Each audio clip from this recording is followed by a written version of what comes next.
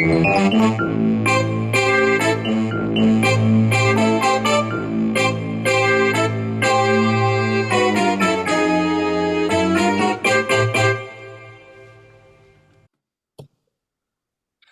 everybody, and welcome to the 23rd edition of the Frankenstan Chat Spotlight. And this is a Spotlight is a version of the Frankenstan Chat where we have one or two guests and we talk about one particular issue. And I'm delighted to say a couple of colleagues are joining us today who I've known for a while. Mel McMorrow. Hello, Mel. Hi, Frank. Hello. A little bit louder there, Mel. Can you just? Hi, Frank. It's a little echoey, but anyway, we'll get there. And Andy Buck, how are you, Andy? I'm very well, Frank. Good to see you again. Yeah, thank you. I tried to sort of work out how long back it was, but it's too many years to remember. But anyway, let's move on. How are you, Stan? Okay. Household's a bit disrupted as my mother-in-law that I've talked about before falling while we were away in Spain managed to fall down the stairs and break quite a few parts of her body, and so she's in hospital. So everything's around visiting, and then norovirus, Oh, and my wife managing to bring norovirus home. So yeah, it's been quite a week. Norovirus is vicious, isn't it? I had it once. I couldn't Oh, believe it. yeah. Thankfully, I didn't get it. I've been serving my wife's meals at the bedroom door Oh, with PPE. gloves. Right. Okay. Well, hopefully, yeah, you mentioned this to me in a private chat earlier this week, but I mean, yeah, hopefully, it's funny. She's stoic. I think that's the word because I Yeah. think didn't she? They discovered that she'd broken a bone previously and Previous not moaned about fractures it. of the spine and oh. a previous hip break that she's not bothered telling anybody about. Yeah. Amazing. Amazing. Anyway, Mel, how are you? I'm great, Who thanks. Yeah, who would I'm have thought? great. Who would have thought? Do you want to just explain who you are, what you've done, and why we're perhaps chatting today? Okay, so I was in the co-op Manchester for many years. In fact, so I'm going to say 24 years, Was it? Frank. Wow. I know. I've actually got the plaque here on my wall. 24 years, I couldn't believe it. So I took a big jump in May last year and came out of the co-op and very much to do with Andy and basic coaching, took me a different direction. A very hard decision because it was my life, as you know. I Yes. lived and breathed co-op, I lived and breathed teaching and children and the community. But yeah, really big decision. Jumped out of there, went into coaching, leadership, coaching coaches, still in co-op actually as well. And some leaders there and did a little bit of teaching as well. Didn't like I still miss that little tiny bit of teaching, but that took me to doing a few courses and training, and then I wrote a book. And the book is? You've got me today. So it's So about supply teaching and perhaps TA covering and stuff like that.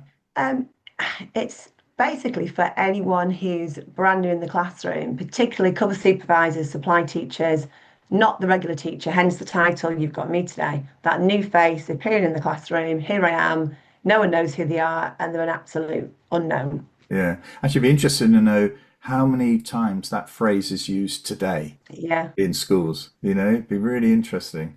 But I don't think it's been anything like this. I've not come across a book that's looking at this particular situation.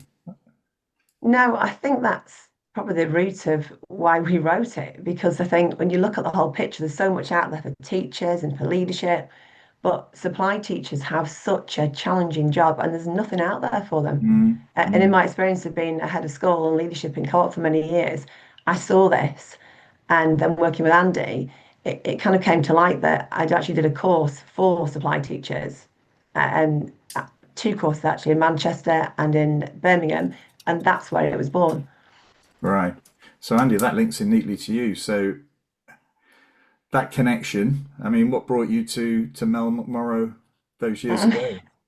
So, as a freelancer, because I went freelance and been working on leadership and so on, beginning of COVID, you can just imagine, Frank, Stan, can't you? I had wonderfully polite emails coming in, and in the space of 2 weeks, I think 6 months worth of work had just evaporated. So I'd been wanting to write a book about coaching for a while, and I thought, well, if I don't write it now, I'm never going to. So I wrote this book called The Basic Coaching Method, which was a bit like with Leadership Matters, trying to take all the best stuff there was, demystify coaching a bit because people love to shroud it in this complexity. And yes, it is, it's nuanced, it is complex, of course it is, but actually you can do it really well with some good basic training. So although basic sounds like it's basic, it's actually the structure of a conversation, a bit like John Whitmore's Grow, but modified slightly.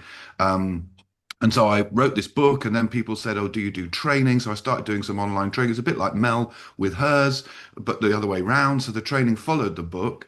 And then people said, like trusts were saying to me, can we run this training ourselves? Can we award your qualification ourselves? And so I set that up, a kind of license or franchise, if you like. And the co-op were one of the very early adopters of that. And Mel was one of the people that got trained in it. And Mel, I think you got the job of leading it for the co-op, didn't you? Did. Working with Nick Lowry, I think, if I remember Yeah, rightly. that's right. And so, and then it was extraordinary, Frank, what happened, because like what they have to do is our job at the centre was just a QA every now and again when they said we'd like to give certificates to these 15 people, please, and we had to QA it to make sure that the video and that there was upholding the standard, because otherwise the whole Anybody thing could get falls it. apart, doesn't it? Yeah, If it doesn't yeah. have a reputation for being decent, then whatever. So we always issued the certificates. Well, Mel was like issuing hundreds of certificates. Now, this will not be a surprise to you, Not Frank, at because all. Not at all. you've worked with this I woman. have. But I got in. I mean, I don't kind of remember how it happened, but Mel and I ended up having a conversation because I think you'd sort of thought this was something you were loving doing and you wanted to do a bit more, but you weren't quite sure what it was. So we kind of had a coaching conversation, and I coached Mel anyway. At the end of it, it was like, okay, why don't you spend a year going part-time and doing some of this? So she became our executive director for training, and the rest is history. So that's how we met. And then to make sure that she was busy and doing stuff, as you've already heard, the doing some work for supply teachers and training them, and then the other thing I did in COVID was decide to self-publish the book. So that's when Cadogan Press was born, and I've Ah, I published didn't three. realize that. Yeah, no. So Ah, Cadogan Press is just like, I used to live in a place called Cadogan House, and I just thought, right. That sounds like it's a well-established publishing brand, Cadogan Press, very establishment. So Basic Coaching was published through that. I Right. learned how to typeset and do all of that stuff. And I said to Mel, when she was telling me about the success of these training programs she'd done, I said, Mel, there was one book we found, Frank, by the way, from about 20 years ago, Ah, but very out of date and not in right, touch with right. the way that we think about, all the stuff to do with, Rosenshine and all the rest of it just wasn't there. So I said, why don't you? I'll publish it. You write it. I'll publish it. And Mel said, well, I've kind of got it written already because it is the course, isn't it, Mel? Yeah. Yeah, I think the feedback was it was quite humbling, really, the feedback. And yeah, it was definitely Andy said, Mel, listen, we need to write a book. So that's how it happened, exactly that. But I do remember, Andy, you said about our first meeting. Just reminds me that I actually rang you. You might not remember this, you might just missed it out. But I Right. rang you and I challenged you actually failed one of my certificates. Oh, You hang on said, a minute. Hang on. Steady on. I mean, I don't I would remember this. love to have I recorded that do remember it conversation. happening once, but I don't remember it was you. No, this is yeah, I challenged it. I challenged it. I said, I think they should have passed. And we had a conversation. right. And then he said, oh, actually, do you know what? And we looked at the thing again and we actually changed the criteria to make Right. slightly. So the part that you actually saw when you assessed it might not have been shown, but it was in the earlier conversation. So we had a conversation. That was the Yeah, year before. yeah, no. Oh, you don't remember that, do So you? I don't, I remember doing that with someone, but I'd never made the connection that it was you. That was Uh, me. So just occasionally, Frank, we do get one where we think, oh, we're not sure about this. And it's yeah. always Yeah. on the phone. It's always a conversation on Zoom or whatever. It's never just like, which is what happened. But I do remember that what we realized was that the way we were saying, do they part, the criteria Yeah. for Yeah. competence, um, did need to reflect the fact that in a short part of a conversation, you might not see everything. That was Yeah, exactly yeah. it. Yeah. And so it was modified as a result of you, Mel. God, I didn't Yeah. realize that was You you. didn't know Yeah. that, did I just you? remember it was some feisty woman from the north. That was me. But actually, that's quite interesting. It's sort of because I've been doing some work on. I've got a talk coming up, and it's not one that I want to busk. To be honest, it's a sort of Yeah. serious one where I want to make sure it's all right. And it's made me dig quite deeply into reliability of evidence. You know, that in effect, the professional judgment needs to be there because actually it's impossible to provide all of the evidence. You know, you need to have Mm. confidence in the person who's making the decision. In this case, it would be Mel, and for that to be shared, discussed, and at the end of the day, you know, you've got to rest with the confidence you have in the person who's making that decision. Because if you Mm. really overturn that too often, you're basically undermining all the time, and you have to say, well, actually, is this person really reliable enough? Do they have enough experience? The thing that's triggered for me there, Mel, was when I first met you. I think you were the first colleague I'd met who actually was very clear about what induction was going to look like for new staff. Yeah. Yeah, do you remember all Yeah. those? Yeah, I You know, do. there Yeah. was a and this wasn't just for teaching stuff. This was for everybody who came into that academy. And it seems to me as though, you know, it would be very easy to say, "Oh, we've done the induction really well for staff, for senior leaders," but even Mm. at that stage, it was for everybody. You know, there was Yeah. this sort of sense that, you know, there are too many gaps if we have some staff that we're not certain about in terms they don't understand what this is all about. So, I mean, I think you can see how you've gone to into an area here. Yeah. This book, it goes back a long, long way. This isn't just opportunism, Yeah. is it? Yeah, I think it does. And I think for me, it's not just about writing a book. It sounds a bit cheesy, but it's actually really heartfelt. And as you know, Frank, my thing was always, everything I've ever done, I love teaching. I think Yeah. you know that. And that was my thing. Even now, I'm doing different things. I still do some Year 11 GC teaching, and I have about 7 students online because I love it.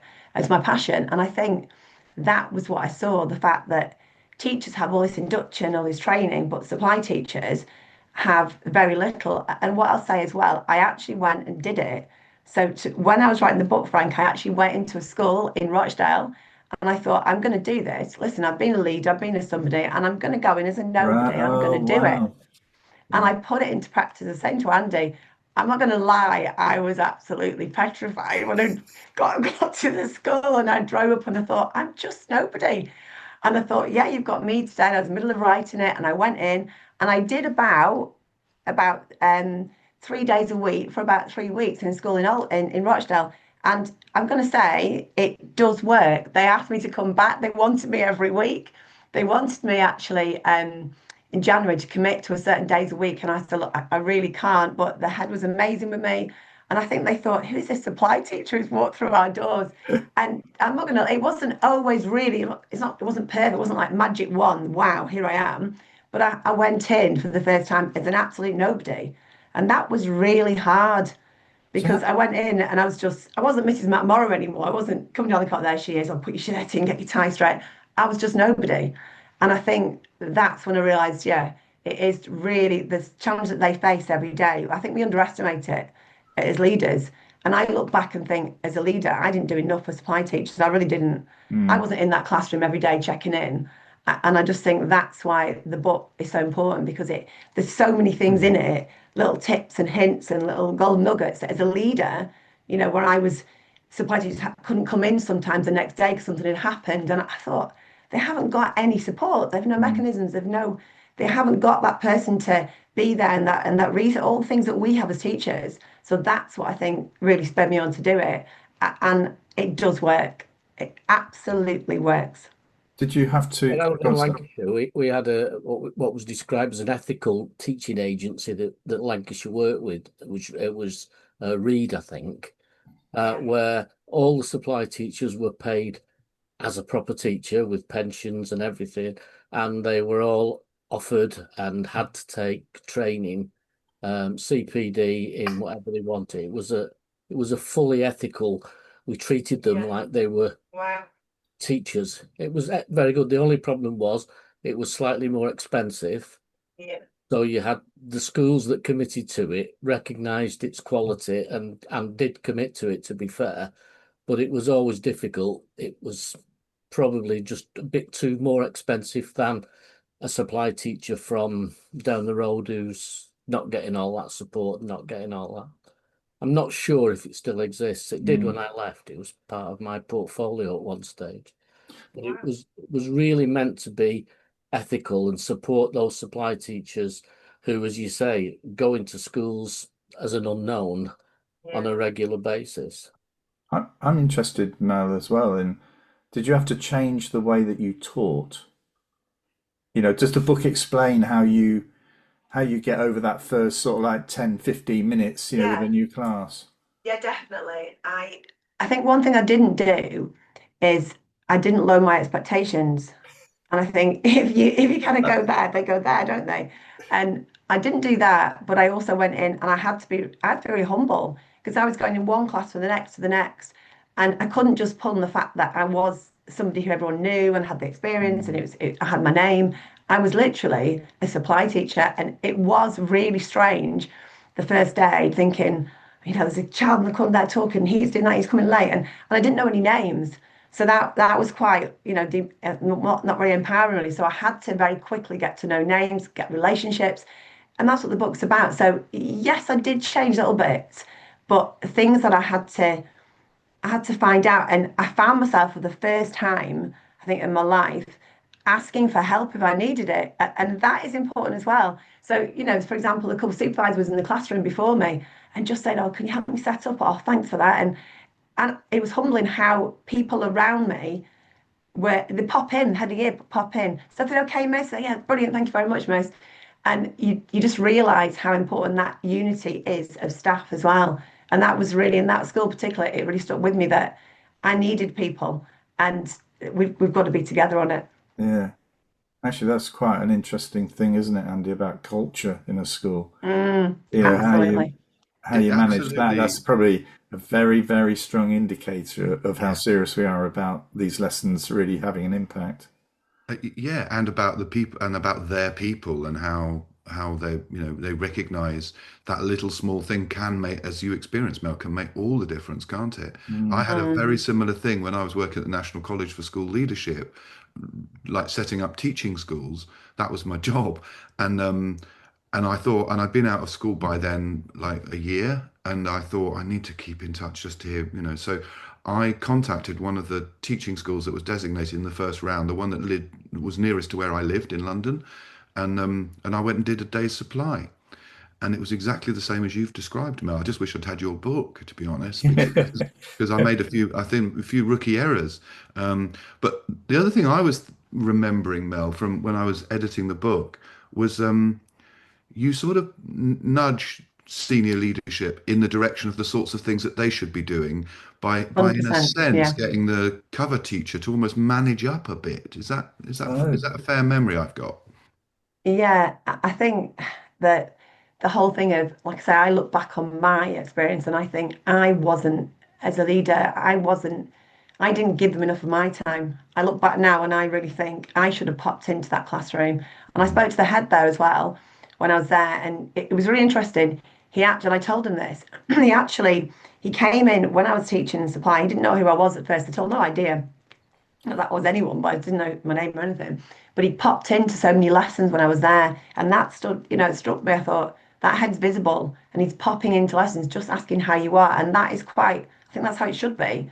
But yeah. and I said that to him. I told him, I said, you know what? It really meant a lot that you came in and just checked in, and here I am, and the head's there, in there supporting you. Yeah, it's interesting, isn't it? Because it's also supporting you, but it's also very visible to the students that this is somebody who Mm, I value. In effect, I'm not saying you're friends, but actually, this is not just somebody who's going to be teaching you today. This is somebody that I value enough that I want to give it a bit of time to make sure that they're okay. So some of those yeah. sort of more subtle messaging around, how you're valued as a member of staff.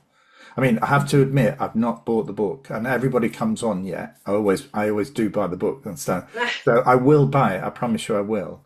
But I mean, bear in mind, I haven't actually seen that book. Can you just sort of give us some indication of, where, what it focuses in on and how it takes you through Yeah. the stages of that work. So it's on Amazon now. And the book itself, I've got it here in front of me. Yeah. You've got me today. Quite a nice blingy colour there, an orange colour, and I think the title, like you say, it just works. It's very real. And what I'll say, it's only a small book, it's only a light book, and I'd say it's very it's quite simplistic in what it's saying, and it talks you through relationships with students, rapport with students, how to get that quickly. As a supply teacher, you haven't got that privilege of being able to, build it over time, the relationship. So you're literally in and out of lessons. It's hard to do it quite quickly. That little bit of praise, that's superb, well done. When to focus on the student, not the one who's trying to demand the attention, but the one next to them, and that brings him in line. It's about I think a key thing in the chapters I did was the managing low-level disruption. That Yes. is one of the biggest things for supply teachers to Come kind on of then, cope Mel. with. Let's have it. Well, I mean, I think I was a bit of a master of that at school, that blow my own trumpet, in terms of I love the toughest boys, the girls, the lads who were going to get the twos and threes and get them sixes. I love that challenge of having those Mm. characters and bringing the best out of them. So for me, the low level was about the subtle praise, but not praising just for no sake, praising where it's due, and recognizing that little quiet word as they come in, the more, as they come in, the way you say things, a tone of voice. So you can say things in so many different ways. I learned you can say, John, get on with that. Or you can say, John, come on, get on with that. Yeah. And it's a tone of voice. It's so simple, but it changes everything. And it's a smile as they come in the door. For me, every student who came in that door in my own classroom, I wanted them to, I want to be here. And I didn't sit down on my chair ever as a teacher. And I do see some supply doing that. And I put that in the book, get out of your chair, make an effort, walk around that classroom, scan that room constantly, and catch people doing things well, and notice the positive things. And also don't ignore the things that so many would just want to ignore because it's a confrontation. Don't be afraid of it. It's not about confrontation. It's about doing it in such a way as, come on, let's go. Fantastic, thank you. And then I think for me, it was that whole support and challenge mantra that I've had all my life in terms of supporting the student. And then, yes, you can challenge them, but yes, you can support them. And sometimes when you support them, support, well done, super, let me help you. When you do challenge, there's no problem because you supported them so many times and that respect is there. So that support and challenge goes hand in hand in the classroom. So it doesn't mean to ignore, it doesn't mean to walk past, but it doesn't mean to have confrontation either. It means to actually have that relationship where that trust starts to grow. And I found that very important to do quite quickly because you're literally in and out of classrooms. So you've got to do it quick. So it's got to be that smile, it's got to be that trust very quickly, well done, superb. Right, come on, stay with me. I'm noticing that you're not listening. Come on, I'm with you here. I'm coming to help you. Giving them things to help them. All those things. But yeah, I'd say going back to that whole support and challenge that runs through the book.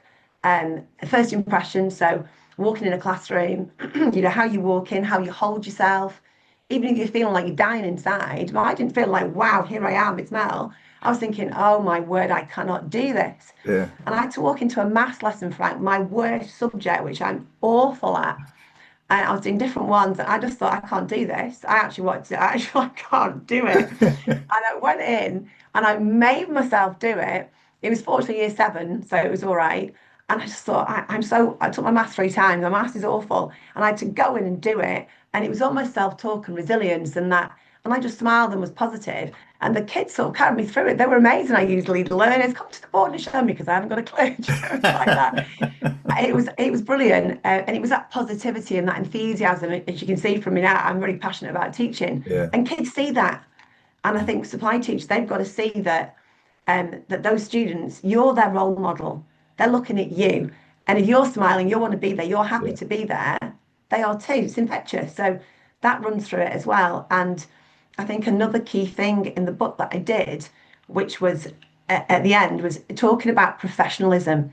So in my role as a leader in co-op, what I found myself doing is so many times supply teachers didn't last for very long because the little things that they'd done, or sometimes no fault of their own, sometimes because students had jumped on the back of it, and sometimes because they just didn't know.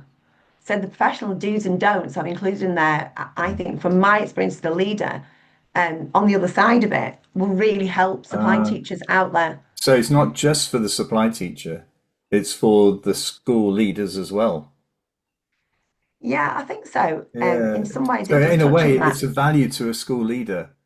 They might think, oh, well, this is just for Mm, supply teachers, isn't it? Or for those that are just stepping in, you mm, know.